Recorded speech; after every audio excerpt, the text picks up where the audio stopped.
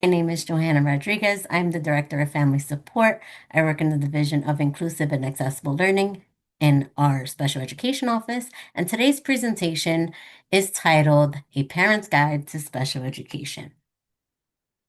And why are we here tonight? We know that families have lots of questions about special education, which is an amazing thing. Our goal is to make sure that you have all your information that you need to feel confident and supported as you help your child grow and succeed. Here in New York City Public Schools, we have what is called special education teams. And there are three main teams. You may have heard about them. You may know somebody who has mentioned them. But these teams are responsible for initial evaluations, reevaluations, and IEP meetings. The first one, most commonly, are K through 12 district schools, which are our public schools. And typically, those teams are known as the IEP team. And usually they're within the school building, your child's school building. So if you don't know who your special education team is, please ask your school team if your child attends a public school, who is my IEP team? And someone will guide you to that team.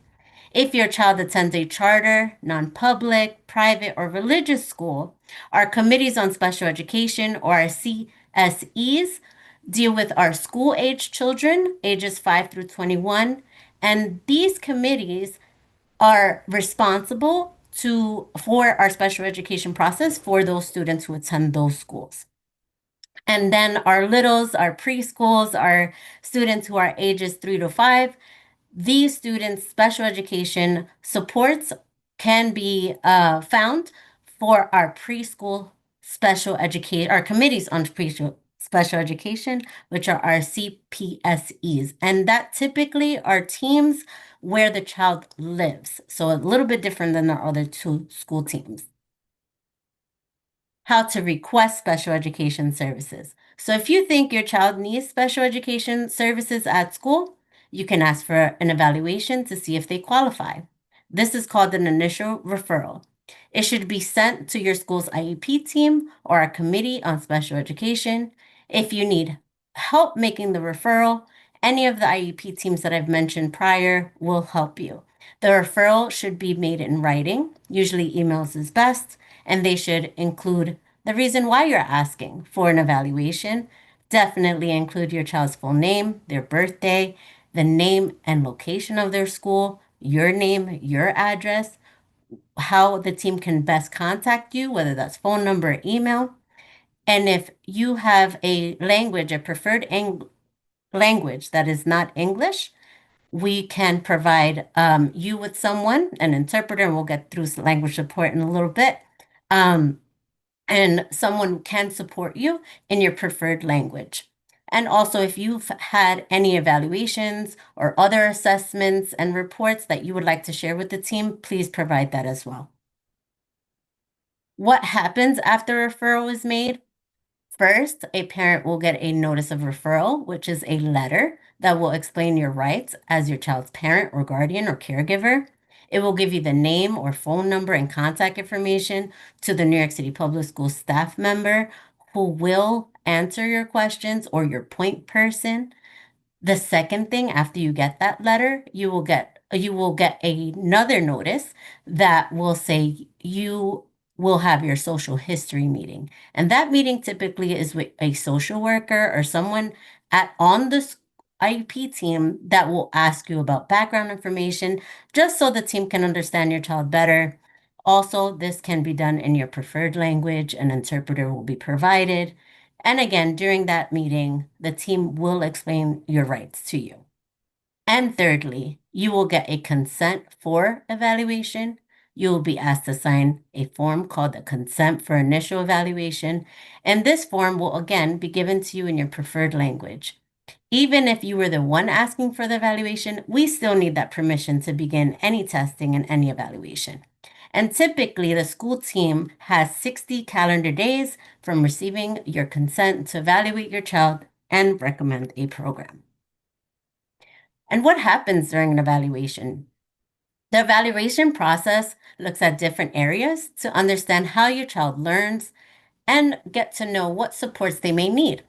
And this will include a psychoeducational assessment, which will understand how your child thinks and learns, a physical exam, a classroom observation, which basically means a team member will watch your child, see how they learn, how they interact within their classroom, and how they learn, and any other assessments that the team feels can really explore areas where your child may need help.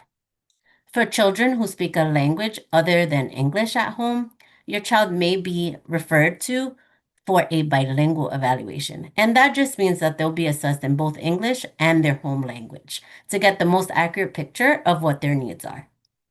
After the evaluation, once everything is completed, you'll be invited to a meeting called an Individualized Education Program, or an IEP meeting. At this meeting, the team, which includes you, the parent or caregiver, will go over all the evaluations and talk about next steps for your child's learning and support. What happens at the IEP meeting? The meeting will be held by the Committee on Special Education, CSE, or School IEP team. At the meeting, a team of people, including you, the parent, will come together to talk about your child. They'll look at all those evaluations that we spoke about earlier and decide if your child is eligible for special education services. If your child is found eligible, the team will work together during the IEP meeting to create an IEP that supports your child's unique learning needs. The IEP will describe the special education services that will be provided to support your child's unique needs. What is an individualized education program or an IEP? An IEP is a written plan that ensures your child receives a free and appropriate public education, also known as FAPE, in the least restrictive environment, also known as LRE.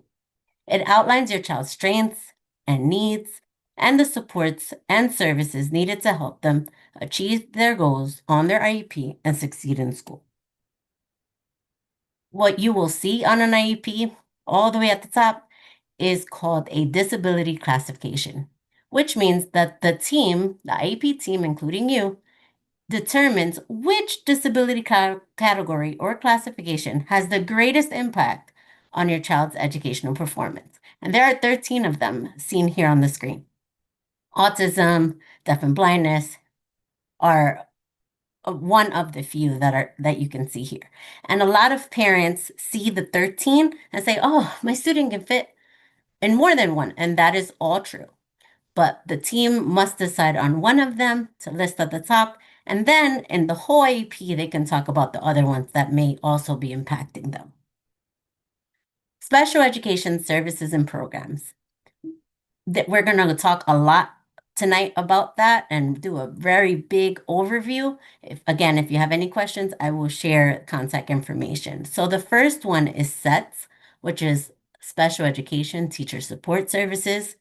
This is a special education teacher that gives help to students within the classroom, either in a small group or individually, or outside of the classroom. And they're there to support the students directly and indirectly in the classroom. What does that mean? They help the classroom teacher to meet your students' needs. Also, ICT, or integrated co-teaching. A general education teacher and a special education teacher work together to support students with and without IEPs within the same classroom, helping all students learn, like with math or reading, and give extra support.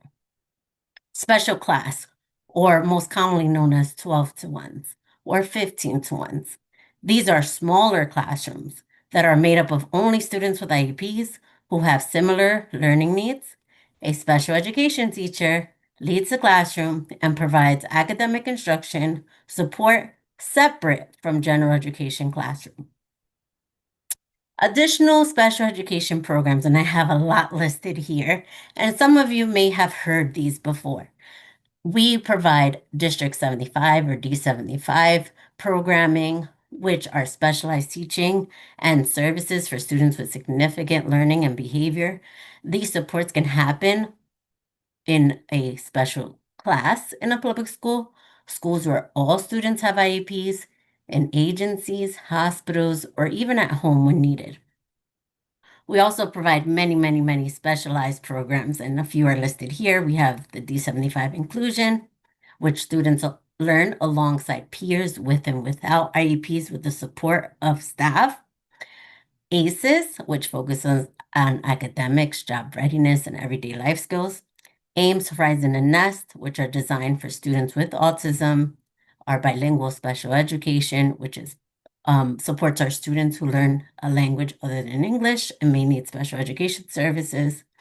iRead program, which is a reduced class size ICT, which supports students with early reading struggles and or are at risk for dyslexia or their print-based reading disabilities. And then we have our PATH program, who supports students needing intensive social, emotional, and behavior support, but need that integrated learning in their classroom and school-wide. The types of related services that a student can have in an IEP. You may see these services listed under a classroom program that I mentioned prior. We have plenty. We have occupational therapy, also known as OT.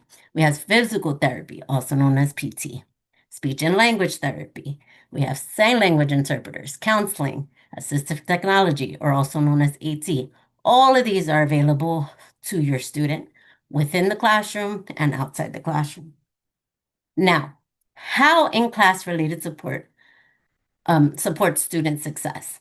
A lot of parents may look at all these slides and say, wow, this is a lot of programs, a lot of services. A lot of it can happen within the classroom so that students do not miss out on classroom instructions, which will prevent them from falling behind. Students can practice their skills in the classroom with their peers. Transitions can reduce them having a smoother schedule like their peers, and service providers can easily connect their lessons with what the teacher is doing within the classroom. Now, you may be saying, well, my student has an IEP and they're always pulled out. These are some of the questions that we suggest that you can ask your IEP team. How much time will my child spend outside the classroom? How long does my child receive these services? And does my child's IEP goals align with what is happening in the classroom or outside the classroom?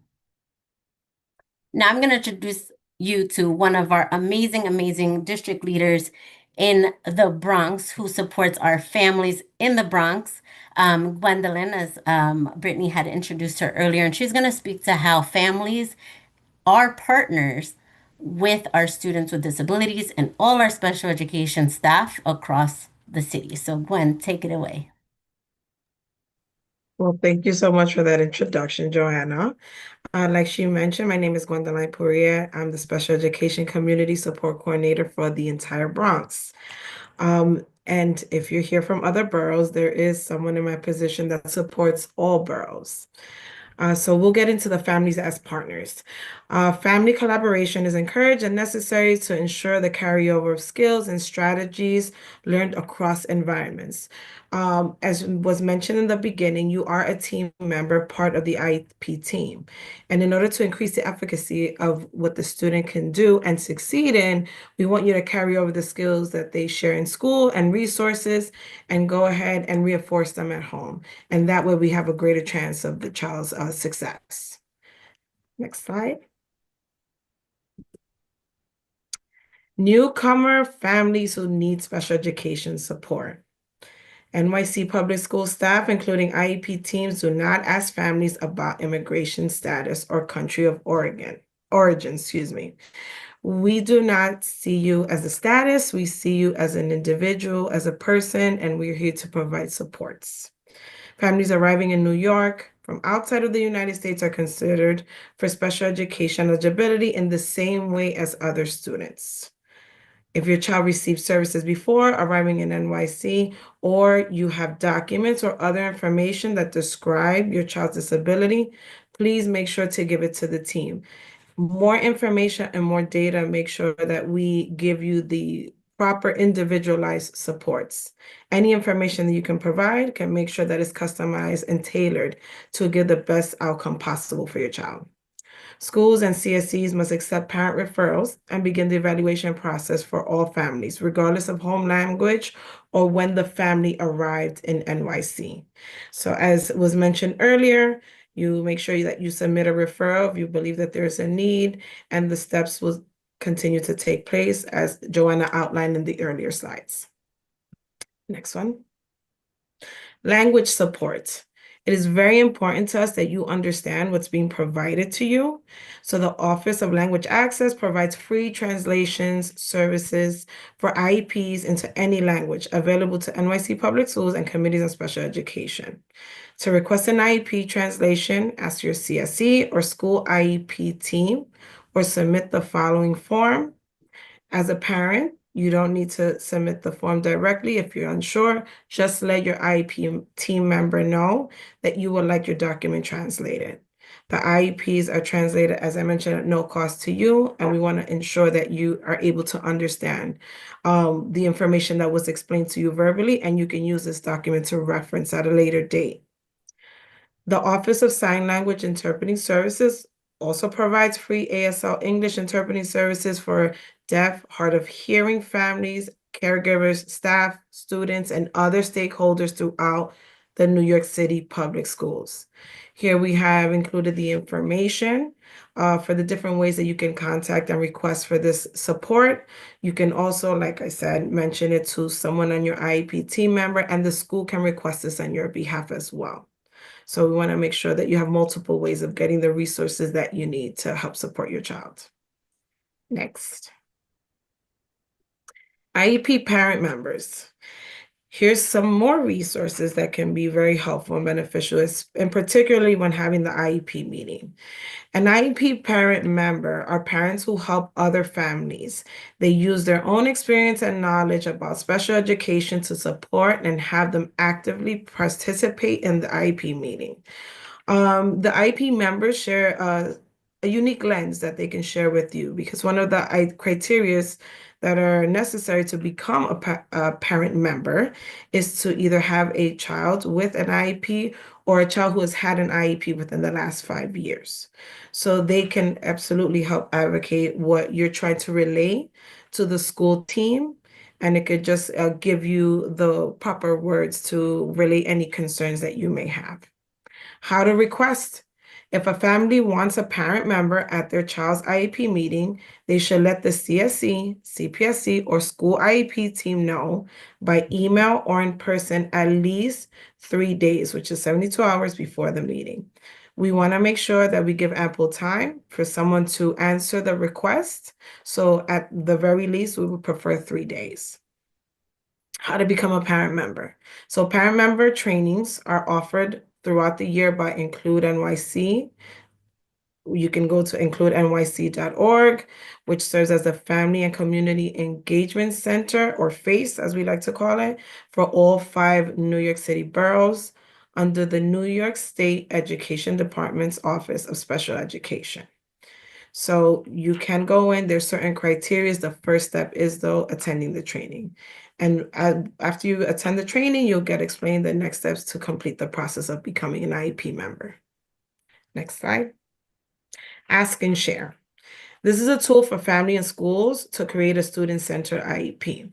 I really encourage the use of this tool because it gives you a way of organizing your thoughts, of prompting you on what areas you can ask during your IEP meeting, questions that pertain to that section of the IEP that's being explained.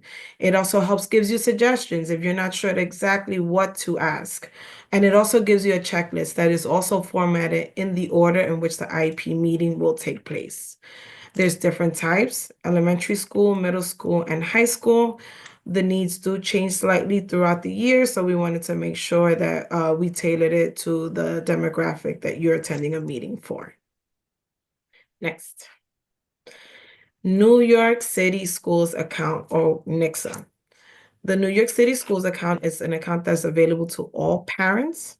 For students currently receiving special education services, parents have access to the Individualized Education Program, or IEP page, which appears as an IEP button on the dashboard.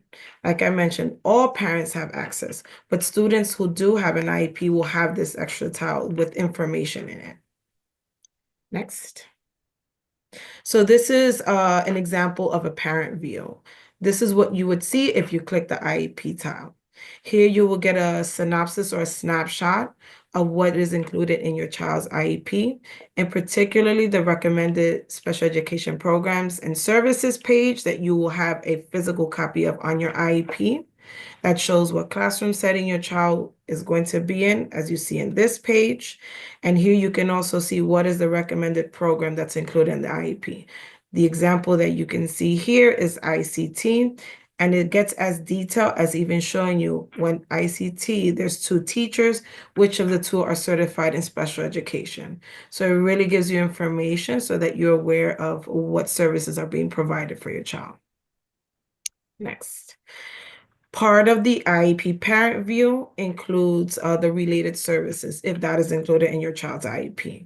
Here you can see what service, which therapy, OT, PT, speech, parent training, the frequency, how often you'll get it.